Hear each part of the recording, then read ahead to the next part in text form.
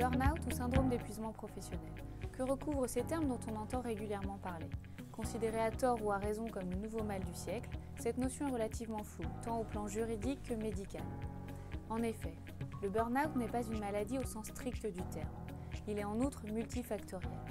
Il n'en demeure pas moins que de nombreux salariés peuvent se retrouver confrontés à des difficultés pouvant engendrer des symptômes tels que stress, épuisement, syndrome anxio-dépressif. Plusieurs pistes de réflexion doivent donc être explorées.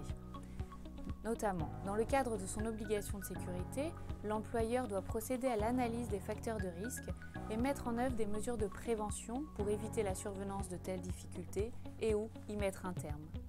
Ce qui nécessitera en amont une réflexion sur l'organisation du travail, les interactions entre salariés, avec le management par exemple.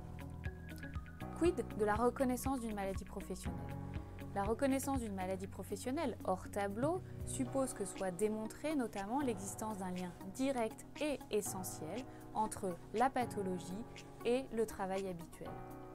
La reconnaissance d'une maladie professionnelle répond à des conditions très strictes qui doivent être distinguées d'autres situations, telles que mésentente dans le cadre professionnel, difficultés managériales.